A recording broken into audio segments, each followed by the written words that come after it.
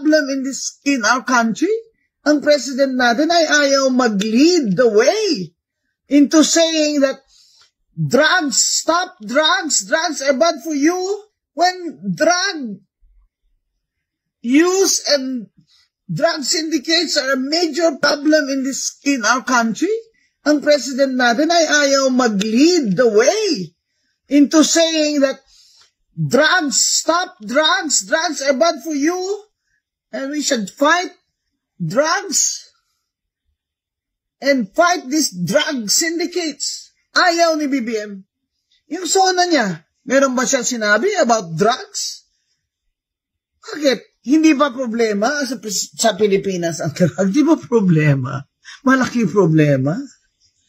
Hindi lang yung nag-adik-adik sila dyan, kung hindi maraming crimes na committed by drug addicts. Okay, rehab. Pero maraming drug syndicates sa Pilipinas.